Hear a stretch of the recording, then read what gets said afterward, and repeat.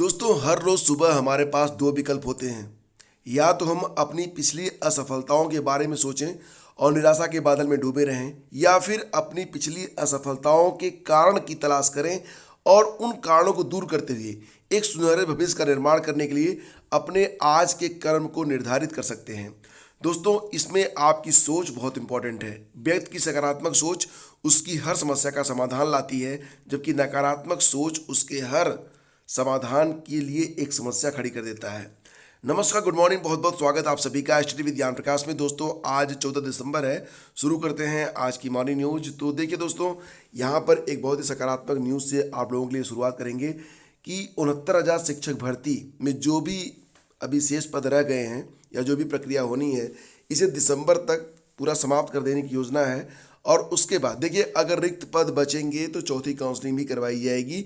ये लेकिन अभी बिल्कुल पक्की खबर नहीं है। आप लोग लगातार पूछ रहे हैं कि चौथी काउंसलिंग कब से। तो दोस्तों, अभी तीसरी काउंसलिंग मतलब अभी कितने पद रिक्त हैं ये डेटा ही सामने निकल कर नहीं आया है। अभी आज नियुक्ति पत्र भी दिया जाएगा उनको जिन्होंने थर्ड काउंसलिंग में पार्टिसिपेट किया है। देन आफ्टर पता चलेगा कि कितने पद जो है रिक्त हो रहे हैं और फिर चौथी काउंसलिंग होगी या नहीं होगी। फिलहाल यहाँ पर अच्छी खबर ये है कि देखो, फरवरी में आपकी यूपी टीईटी की परीक्षा हो रही है प्राथमिक और जूनियर के लिए। और संभावना ये है कि इस बार की जो टीईटी होगी उसमें आपको लाइफ टाइम वैलिड सर्टिफिकेट मिल सकता है। और इसी के बाद प्राइमरी में फिर से 51,000 शिक्षकों की भर्ती आ रही है।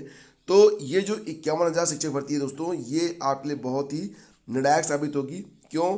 क्योंकि दोस्तों, यहाँ पर आपको पता है कि 2022 में विधानसभा के चुनाव हैं और ये भर्ती हर हाल में विधानसभा चुनाव से पहले पूरी जरूर होगी। तो यहाँ पर मैं मेरे ऐसे दोस्त जिनका जो है एकेडमिक कम है, यानी कि 2005 के पहले के जो लोग हाई स्कूल इंटरमीडिएट के हैं, जिनका एकेडमिक मतलब ये है कि 50 से 65 के बीच में है, ठीक है। तो उन लोगों से मैं यही कहूँगा कि वो लोग अपनी पूरी एनर्जी ये लगा दें कि जो शिक्षक भर्ती परीक्षा होगी उसमें हर हालत में 120 से कम अंक तो लाना ही नहीं है। क्योंकि अगर एकेडमिक लो है तो शिक्षक भर्ती परीक्षा के जो अंक होंगे वही आपकी पूर्ति कर पाएंगे।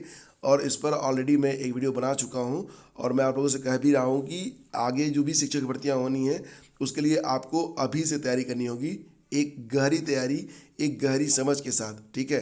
तो अभी से लग जाओगे तो डेफिनेटली हो जाएगा, और नहीं तो अंत में तो यही होता है कि यार सिलेबस कंप्लीट कर लो और अब तो कुछ हो नहीं पाएगा। फिलहाल दोस्तों, यहाँ पर एक अच्छी खबर और आप लोगों के लिए है। आरटीजीएस समझ रहे होगे आप, जिसको real time gross settlement system कहते हैं, मोबाइल से पैसा ट्रांसफ़र करना। तो यूपीआई की बात नहीं कर रहा हूँ मैं यहाँ पर आरटीजीएस की बात कर रहा हूँ। तो आरटीजीएस की जो सुविधा होती थी ये अक्सर शाम 3 या 4 बजे तक जाती बंद हो जाती थी। लेकिन अब ये सुविधा जो है दुनिया के कुछ अच्छे देशों की तरह भारत में भी अब 24 घंटे उपलब्ध होगी। तो ये एक इन्फॉर्मेशन है उनके लिए जो लोग आरटीजीएस सुविधा का इस्तेमाल करते हैं। चलिए आगे बढ़ते हैं और चलते हैं। देखिए, 2013 में एक विज्ञान और गणित शिक्षकों की भर्ती आई थी जूनियर हाई स्कूल में। हालांकि ये भर्ती अभी तक पूरी नहीं हो पाई है, 7 साल हो गए हैं और इस भर्ती में अभी 7,000 पद खाली हैं। और इसमें हुआ ये था कि एक अभ्यर्थी से देखो, इसमें जो सबसे बड़ी गलती हुई थी वो ये हुई थी कि हर ज़िले में आवेदन करना था। एक अभ्यर्थी का कई ज़िलों में सिलेक्शन होता था क्योंकि उसकी मेरिट हाई रहती थी, तो वो हर ज़िले में चयन सूची में रहता था। वो एक ही ज़िले में जाता था, तो बाकी ज़िलों में जहाँ पर वो नहीं पहुँचता था वहाँ पर जो सीटें रिक्त रह जाती थी उस पर दोबारा से उन सीटों को रिक्त मानते हुए दोबारा से सीटें जारी नहीं की जाती थी। तो इस प्रकार से कई राउंड काउंसलिंग हुई थी, लेकिन फिर भी 7,000 सीटें जो हैं वो खाली रह गईं। और इन 7,000 सीटों को भरने के लिए अभ्यर्थियों ने न्यायालय का सहारा लिया था। न्यायालय ने कह भी दिया था कि 2016 में ही कि ये सीटें भरी जानी चाहिए, लेकिन 2016 में जब आदेश हुआ उसके बाद 2017 में आदर्श आचार संहिता लागू हो गई। सरकार ने 23 मार्च 2017 को सभी भर्ती प्रक्रियाओं की समीक्षा के नाम पर रोक लगा दी थी। इसके बाद भी हाईकोर्ट ने 2017, 2018 और 25 मार्च 2019 को भर्ती के आदेश दिए, लेकिन किन्हीं कारणों से हाई कोर्ट के आदेश के खिलाफ सरकार ने सुप्रीम कोर्ट में जो है एक एसएलपी दाखिल की और तब से मामला जो है ये लंबित पड़ा हुआ है। प्राइमरी स्कूलों के बारे में बात करें तो 12,460 सहायक अध्यापकों की भर्ती 15 दिसंबर 2016 को शुरू हुई थी। इस भर्ती में 51 जिलों में रिक्त पद थे, 24 में कोई पद रिक्त नहीं था। एक नियम लगा दिया गया था कि जो अभ्यर्थी जिस जिले के होंगे उसी जिले में चुने जाएंगे। तो जहाँ पर सीटें नहीं थी वहाँ के अभ्यर्थी कहाँ पर जाएं, क्योंकि 24 जिलों में कोई सीट नहीं थी। उन्होंने अन्य जिलों में आवेदन किया था, तो वहाँ पर कुछ ऐसा जो है पेंच फंसा कि यह मामला भी कोर्ट में चला गया और इसमें भी लगभग 7,500 के आसपास पद ऐसे हैं जो आज तक जो है भरे नहीं जा सके हैं। दोनों भर्तियों को मिलाकर देखा जाए तो नियर अबाउट 15-16 हज़ार पद हैं जो अब तक भरे नहीं गए हैं और मामला कम से कम 7 साल हो गया। तो दोस्तों, और इसमें अभी भी अभ्यर्थी जो हालांकि प्रयास कर रहे हैं, तो 2016 में शुरू हुई 12,460 शिक्षक भर्ती के भी पूरे होने की आस में हैं हजारों बेरोजगार। हालांकि कुछ लोग अभी भी इंतजार कर रहे हैं कि 29,334 वाली जो भर्ती थी विज्ञान गणित वाली जूनियर में, वो भर्ती भी पूरी होगी। फिलहाल देखते हैं कि आगे क्या होता है। ये खबर है। और 69,000 शिक्षक भर्ती मामले में कल से ओबीसी और एससी वर्ग के जो अभ्यर्थी हैं वो आरक्षण और एमआरसी के मुद्दों को लेकर 15 दिसंबर से लगातार एससीईआरटी कार्यालय लखनऊ पर धरना प्रदर्शन करेंगे। यह जानकारी एक बयान में दी गई है। बयान में कहा गया कि 69,000 सहायक शिक्षक भर्ती बेसिक शिक्षा विभाग के अधिकारियों की कथित लापरवाही की वजह से सरकार द्वारा निर्धारित कट ऑफ 60 और 65 उत्तीर्ण किए जाने के बावजूद ओबीसी और एससी वर्ग के 7,149 अभ्यर्थी इस भर्ती प्रक्रिया से वंचित हो गए हैं और इस भर्ती प्रक्रिया में आरक्षित वर्ग के अभ्यर्थियों को ठीक तरीके से ओवरलैपिंग भी नहीं कराई गई है।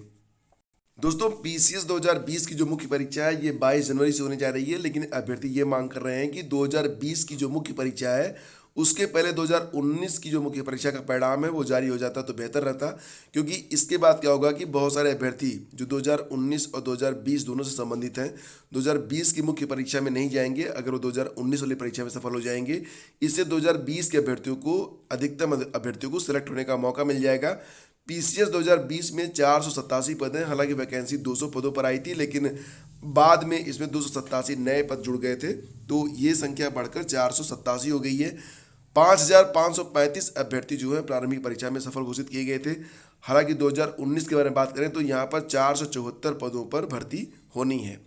तो इसी के साथ फ्रेंड्स एक खबर और भी आ रही है कि आधे से अधिक अभ्यर्थियों ने छोड़ दी है सहायक अभियंता भर्ती परीक्षा। तो यहाँ पर कुल 692 पदों पर यह परीक्षा रविवार को हुई है।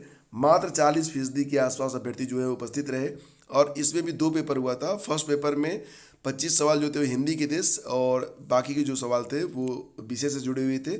उसके बाद जो सेकंड पेपर था उसमें 25 सवाल जीएस के थे और 100 सवाल विषय से थे।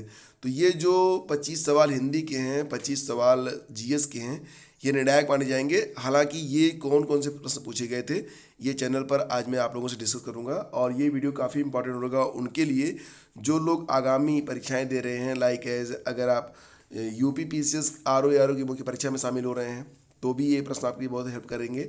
इसके अलावा जो भी अन्य परीक्षाएं दिसंबर और जनवरी में संभावित हैं सभी के लिए काफ़ी इंपॉर्टेंट हैं। तो फ्रेंड्स, इसी के साथ आज का ये जो सेशन है समाप्त हो रहा है। हम मिलेंगे आपसे अगले वीडियो में। आज्ञा दीजिए। नमस्कार। जय हिंद।